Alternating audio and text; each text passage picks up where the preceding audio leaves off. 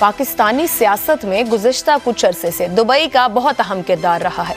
मुशर्रफ दौर में 2006 और 7 में बीबी की सियासी सरगर्मियों का मरकज जहां एक जानिब लंदन तो दूसरी जानिब दुबई रहा, जबकि 2013 के इंतखाबात से पहले मुस्लिम लीग नून के कायद नवाज शरीफ ने दुबई में कई सियासी मुलाकातें की और फिर उनकी हुकूमत कायम हुई थी। अब एक मरतबा फिर दुबई पाकिस्तानी सियासत का मरकज बन गया है। नवाज शरीफ, आसिफ जरदारी, बिलावल भुट्टो और मरियम नवाज समेत पीपल्स पार्टी नून लीग के मुतादिद अहम रहनुमाओं ने इस वक्त दुबई में डेरे डाले हुए हैं। गुज़िश्ता रोज 4 साल बाद नवाज शरीफ और आसिफ जरदारी के दरमियान अहम मुलाकात हुई। पीपल्स पार्टी और नून लीग के सामने इस वक्त 3 इशूज हैं: आम इंतखाबात की तारीख का तयन, निगरान वज़ीर आज़म की तकर्री और दोनों जमातों के माबैन इंतखाबात में सीट एडजस्टमेंट। इत्तलात के मुताबिक इंतखाबात की तारीख और निगरान सेटअप के बारे अभी इत्तेफाक राय नहीं हुआ, मगर सीट एडजस्टमेंट पर अहम पेशरफ्त होने की इत्तलात है। पीपल्स पार्टी ने नून लीग से मुतालबा किया है कि पंजाब में गिलानी खानदान, राजा परवेज अशरफ, नदीम अफजल चंद समेत पीपल्स पार्टी के कई रहनुमाओं के हलकों में नून लीग अपने उम्मीदवार खड़े ना करे। 2006 के मीसाक़े जमहूरियत के बाद नून लीग और पीपल्स पार्टी के ताल्लुकात उतार चढ़ाव का शिकार रहे हैं। 2008 के इंतखाबात बीबी की शहादत के बाद हुए, दोनों जमातों का एक दूसरे से मुफाहमती रवैया रहा, जिसका इंतखाबात में भरपूर सियासी फायदा हुआ। 2013 के इंतखाबात में नून लीग और पीपल्स पार्टी सियासी मुखालिफ रहे। पीपल्स पार्टी ने पंजाब में काफ लीग के साथ इत्तेहाद किया और पंजाब में पीपल्स पार्टी का एक तरह से सफाया हो गया। 2018 के इंतखाबात में नून लीग के लिए बहुत ज्यादा मुश्किलात थीं और पीपल्स पार्टी ने भी अमली तौर पर सिंध पर ही तवज्जो बरकरार रखी। पीपल्स पार्टी सिंध जीतने में तो कामयाब रही, मगर साबका हुकूमत में पीपल्स पार्टी को बहुत ज्यादा मुश्किलात का सामना करना पड़ा।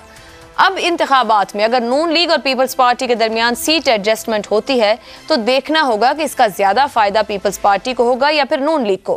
पीपीपी नून लीग से पंजाब की जो नशिस्तें मांग रही है, उनमें से अक्सर नशिस्तों पर नून लीग का अच्छा खासा वोट बैंक मौजूद है। ऐसे में यह देखा जाएगा कि नून लीग के लिए इन सीटों पर पीपल्स पार्टी से सीट एडजस्टमेंट सियासी एतबार से फायदे का सौदा होगा या खसारे का। इसी पर गुफ्तगू रहेगी। सियासतदान बहुत सोच समझकर ये सियासी सौदे करते हैं। सवाल पैनल के लिए रखेंगे। पैनल में हमारे साथ हैं हसन निसार, शहजाद चौधरी, अबसार आलम और ईसार राना।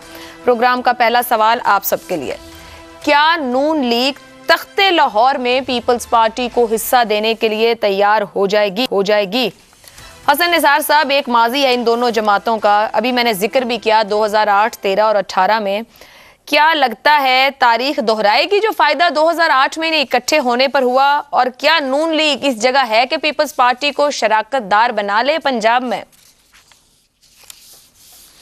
पहली बात तो ये है कि आपने कहा ना कि आपने भी बताया, तो आपने बहुत अच्छा किया, चूंकि मैं तो अभी टीन एज से गुजर रहा हूं ना। याद दहानी कराइए ना, रिमाइंड कराइए माजी से कुछ थोड़ा बहुत।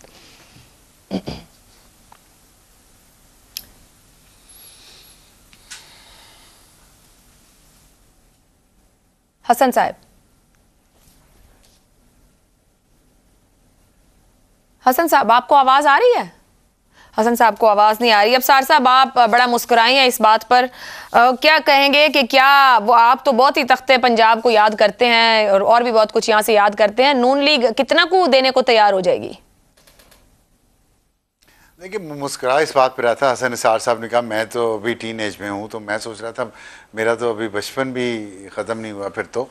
और दूसरा सवाल ये था कि टीन एजर ऊपर से है या नीचे से, मतलब अल्लाह उनको ज़िंदगी से दे। मैं एक वैसे ही ये मजाक की बात कर रहा था, क्योंकि ईद की छुट्टियाँ हैं तो थोड़ा सा लाइट गुफ्तगू भी होनी चाहिए। और तख्ते लाहौर की मैं बात करता हूँ। तख्ते लाहौर ने पाकिस्तान का तख्ता किया हुआ है, इसलिए तख्ते लाहौर की बात होती है और उसकी वजह लाहौरी इलीट है। जहाँ तक आपकी बात है ना पोलिटिकल उसकी, देखिए मेरे जो पोलिटिकल साइंटिस्ट हैं उनके ख्याल में पोलिटिकल रिकन्सिलेशन थोड़ी होनी चाहिए पाकिस्तान में। पाकिस्तान में सियासत इतनी ज़्यादा गर्म हो चुकी है, इतनी उसकी वजह से पोलराइजेशन हो चुकी है, कौम इतनी तकसीम हो चुकी है कि हमारा आगे बढ़ना नामुमकिन हो गया। ये दुश्मनियों में बदल गई है सियासत।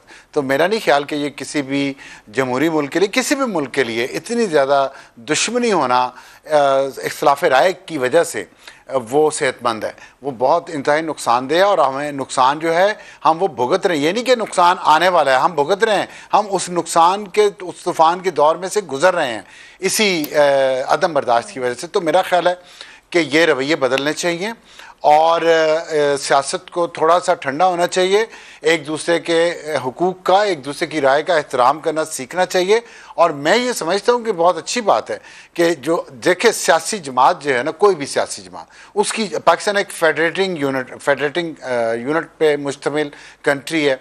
उसके किसी भी सियासी जमात की जड़ें तमाम सूबों में होना हमारे मुल्क की वहदत के लिए बहुत अच्छी और ज़रूरी बात है। ये बात अगर हम समझ रहे हैं ना, बजाय पॉलिटिकल पार्टीज़ को हम पॉकेट्स में कॉर्नर करने के, जी ये पंजाब की जमात हो गई, ये शहरी सिंध की, ये रूरल सिंध की, ये पख्तूनों की जमात, ऐसे ना करें। ये तमाम सियासी जमातों के जो टेंटिकल्स हैं, उनकी रूट्स हैं, वो तमाम सूबों में, तमाम कौमियतों में होनी चाहिए। ये पाकिस्तान की वहदत के लिए बहुत ज़रूरी है। पाकिस्तान की वहदत डंडे से नहीं कायम रह सकेगी, सियासी जमातों की हर जगह रूट्स होने से कायम रहेगी। इसलिए अगर ये किसी कंसेंसस के जरिए हो सकता है, कूल डाउन करने की बात कर रहे हैं, इसका मतलब है कि अगर शेयरिंग हो जाएगी यहाँ पर तो ये सियासत फिर कूल डाउन हो जाएगी पंजाब में, ये कह रहे हैं। और आपको लग रहा है कि होगा ऐसा? एक तो कूल डाउन होगी सियासत, दूसरा ये कि पीपल्स पार्टी का वजूद पंजाब से या लाहौर से ख़त्म क्यों हो, और मुस्लिम लीग नून का वजूद सिंध से ख़त्म क्यों हो, MQM का वजूद रूरल सिंध में है, बल्कि पंजाब में भी क्यों ना हो, ANP की और सीटें पाकिस्तान के दूसरे सूबों से क्यों ना हो, PTI पूरे पाकिस्तान में क्यों, पूरे पाकिस्तान को रिप्रेजेंट क्यों ना करे। देखिए मैं आपको, जब आप एक वफाक है ना, पाकिस्तान एक वफाक है, तो वफाक में जो चारों इकाइयाँ हैं, पाँचों इकाइयाँ हैं, जो उसमें हर सियासी जमात का हिस्सा होगा, तो दूसरे छोटे सूबों को शिकायत नहीं होगी कि जी ये पंजाबी पार्टी जो है या लाहौरी लीड जो है ये पूरे मुल्क पे रूल कर रही है। तो इसलिए मेरा ये ख्याल है कि ये इतनी मेच्योरिटी अब आनी चाहिए सियासी जमातों में कि वो एक दूसरे को कम से कम फुट होल्ड दें अपने अपने स्ट्रांग होल्ड में। दुरुस्त। और ये तो सियासी कायदीन ने मेहनत करनी है तो फिर फुट होल्ड हर जगह पर उनका होगा। हसन निसार साहब, 55 में बचपन की बातें वाकई बहुत अच्छी लगती हैं। आसिफ जरदारी साहब का एक बयान है कि अपनी जिंदगी में बिलावल को वजीर आजम देखना चाहता हूं। क्या आसिफ जरदारी साहब का ख्वाब पूरा हो जाएगा अगर ये पंजाब में कुछ शेयरिंग वेयरिंग हो जाए? नहीं, पहली बात तो ये है कि मैंने आपका शुक्रिया अदा कर रहा था कि आपने ब्रीफ किया मुझे पीपल्स पार्टी और नून लीग के माजी के बारे में, चूँकि टीन एजर्स को इस तरह की बात बताना बहुत ज़रूरी होता है। अच्छा, अब रह गया आपका सवाल। पहले मैं बात कर लूँ अबसार आलम साहब के ख्वाब पे। मुझे अफसोस है अबसार आलम साहब, आपका ख्वाब एक वेल मीनिंग आदमी का ख्वाब है। ये फॉर्चून हंटर्स के ग्रोह हैं, they are not political parties, और what we are watching is not democracy. बहरहाल एनीवे, अब आपके सवाल की तरफ 3 सतरें अर्ज करता हूँ। नून लीग इंतहाई सियाने, मौका परस्त, घाग और खोचल लोग हैं। खोचल का लफ्ज़ मैं बहुत सोच समझ के इस्तेमाल कर रहा हूँ। भरम रखने के लिए ये बहुत ही मामूली कुर्बानी होगी हुजूर। सियाने हैं, माने ना माने, सियाने बहुत हैं वो। ये अपना भरम कायम रखने के लिए किसी भी हद तक जाएंगे। वो पंजाबी का एक मुहावरा है जो ग्वाल मंडियों को तो आती है पंजाबी, और बहुत हमसे बेहतर आती है। सब कुछ जांदा देखिए ते अद्धा दइए लुटा। बिल्कुल हो जाएगी एडजस्टमेंट, लेकिन ऐसी किसी एडजस्टमेंट के पीछे याद रखें, ये जो अबसार आलम साहब मेरे स्वीट से जो है ना, ये वेल मीनिंग आदमी, एक फरिश्ता, बगैर परों वाला फरिश्ता इस तरह के ख्वाब देखता है। अच्छा, लेकिन आखिर पे मैं एक मुफ्त मशवरा, कॉरपोरेशन का मशवरा, पीपल्स पार्टी को चाहिए PTI के इंतहाई ज़ख्मी वर्कर के अगर 5%, 2.5% लोगों को भी अट्रैक्ट कर लिया उन्होंने, उसके लिए थोड़ी अकल की ज़रूरत होगी। आप यकीन करो, तमाशा कुछ का कुछ हो जाएगा। बहरहाल ऐसी की तैसी आपने अबसार साहब के ख्वाब की 2 बार बात की है। मैंने जरदारी साहब का ख्वाब सामने रखा था आपके, आपने नून लीग को कहा सियाने घा खोचर। अच्छा, जरदारी साहब सामने हैं, वो कैसे सियासतदान है? हाँ, उनका ख्वाब। अच्छा नहीं, वो नहीं, वो बलोच है। मैं तो ये कह चुका हूं पहले कि इन्होंने उसकी ज़बान काटी थी, उसने इनकी इशारा काट दी है। वक्त बता देगा। अल्लाह हम सबको सेहत ज़िंदगी दे। और ये ख्वाब भी कभी पूरा नहीं होगा अबसार आलम साहब का, हत्ता कि इनके पोते भी यही ख्वाब देख रहे होंगे। ये वो मटीरियल ही नहीं है हुजूर जिनके लिए आप इस तरह के ख्वाब देखते हैं। बहरहाल, अगर पीटीआई के इंतहाई जख्मी 2.5-2% को भी इन्होंने अट्रैक्ट कर लिया, वो इनकी असल अचीवमेंट होगी। बाकी सीटें तो जितनी मांगे उनको पता है उनके पल्ले है ही कुछ नहीं, जिल्लत से बचेंगे वो। ठीक है, हाँ ठीक है। शहजाद साहब आपकी तरफ आती हूँ। जरदारी साहब के ख्वाब की मैंने बात की है, खुद बिलावल भुट्टो कह रहे हैं अब बारी मेरी है कि खिदमत करूं। अब यही कहा जा सकता है हजारों ख्वाहिशें ऐसी कि हर ख्वाहिश पर दम निकले। आपको लगता है ये ख्वाब, ये ख्वाहिश पूरी हो जाएगी कोई आने वाले आम इंतखाबात के बाद? अच्छा, पहले तो अबसार साहब की जो नेक तमन्ना और नेक ख्वाहिश है उसके ऊपर कुछ एक जुमला कह दूं। असल में अबसार साहब लाहौरी एलीट को पूरे पाकिस्तान पे कब्जा देना चाहते हैं। लाहौरी एलीट फिलहाल तो वो पंजाब या तख्ते लाहौर के ऊपर काबिज हैं, जो भी है ये लाहौरी एलीट, लेकिन अब इनके उसके मुताबिक और उसमें बिल्कुल नेक नीति शामिल है। मैं समझता हूँ, मैं एग्री करता हूँ उनसे कि हमारी जो भी पॉलिटिकल पार्टी हो उसकी जड़ें हर सूबे में होनी चाहिए, लेकिन बदकिस्मती से इस फार्मूले के तहत लाहौरी एलीट जो है वो फैल जाएगा, वो सुकड़ेगा नहीं या खत्म नहीं होगा। एक तो ये चीज है जो कि मेरा ख्याल है उस पर शायद गौर करना चाहें। दूसरी बात देखिए, पीएमएलएन और पीपीपी जब इकट्ठे हुए हैं तो एक चार्टर ऑफ डेमोक्रेसी के वक्त खत्म इकट्ठे हुए थे और फिर वोट ऑफ नो कॉन्फिडेंस के वक्त इकट्ठे हुए।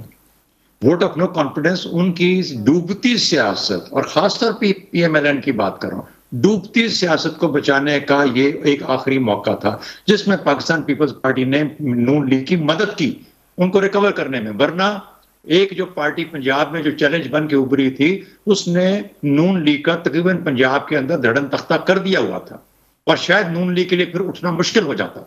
तो ये एक नई जिंदगी नून लीग को मिली है पंजाब के अंदर और तख्ते लाहौर की जंग के अंदर। तो ये भी एक चीज फैक्टर है। क्या ये आगे कंटिन्यू करेगा? आगे चल के मेरा ख्याल है दोनों ही बहुत घाघ हैं। पीपीपी समझ गई है कि उसने गलती की 2018 के अंदर, कि वो उस 2013 के अंदर जब उसने अपने आप को सिंध के अंदर रिस्ट्रिक्ट कर लिया, क्योंकि उसके बाद वो उम्मीद भी नहीं रख सकती कि वो आगे जाके कोई कभी सेंटर में या फेडरल गवर्नमेंट बना पाएगी। तो ये वजूहात हैं जिसकी वजह से वो चाह रहे हैं कि उनको कोई ना कोई रास्ता मिले। दूसरी बात, पीएमएलएन को अगर इतना सा भी शक हो ना कि शायद उनकी अपनी पोजीशन मुस्तहकम नहीं है पंजाब के अंदर, और जो कि मुझे लगता है कि मुस्तहकम नहीं है, क्योंकि देखिए जिस तरह से गेम खुल गई है पंजाब के अंदर, एक पार्टी हटी जिसने डिस्प्लेस किया, उसके बजाय 3-4 पार्टियां खड़ी हो गई। मखदूम महमूद अहमद को भी शामिल कर लें और पीएमएलक्यू को भी शामिल कर लें और इस्तेकाम पाकिस्तान पार्टी भी शामिल कर लें। अब ये नहीं समझ आ रही कि बंदोबस्ती निज़ाम किस तरफ को जाएगा। इलेक्शन होने हैं कि नहीं होने, कब होने हैं, अगर होने हैं तो कब होने हैं। मेरा अपना अंदाजा ये है कि जो फैसला करने वाली कुव्वतें हैं वो ये सोच रही हैं कि जिस किस्म के हम दौर से गुजर रहे हैं इसका कोई ना कोई एक ऐसा अंजाम या स्टेबिलिटी की तरफ जाएं जो कि उनकी नजदीक, उनकी शक्ल, उनकी सोच के अंदर ये है कि हालात थोड़े से और मुस्तहकम हो जाए। अब ये मार्च में होते हैं अगले साल या नवंबर में इस साल होते हैं, मुझे नहीं पता। मेरा ख्याल है, मुझे तो पता 6-8 महीने और लगेंगे अभी। ये बंदोबस्ती निजाम चलता रहेगा। क्या अगला भी बंदोबस्ती निजाम होगा, चाहे इन्हीं लोगों की शक्ल में हो जिस तरीके से आज पीडीएम गवर्नमेंट बैठी है? शायद मुमकिन है, लेकिन चेहरे मुख्तलिफ होंगे। हो सकता है वजीर आजम भी मुख्तलिफ हो। इसलिए आज पीएमएलएन जहां खड़ी है, जितनी शदों जिस तरह से अपने शशोपंज के अंदर है, उसको समझ नहीं आ रही कि उसकी अपनी पोजीशन पंजाब में मुस्तहकम है। वो कुछ देने और लेने के वजह सिर्फ ये करे कि उसकी अपनी पोजीशन थोड़ी सी मुस्तहकम हो जाए, वरना उसके पास देने के लिए भी कुछ नहीं है इस वक्त पीएमएलएन के पास। तो पीपीपी को भी पता है कि वो किस पीएमएलएन से सौदा कर रहा है, और पीएमएलएन को भी पता है कि वो जो सौदा कर रही है वो बड़ा कच्चा सौदा है। अगर इतने पक्के होते तो कभी ये किसी किस्म का भी सौदा करने के लिए तैयार न होते।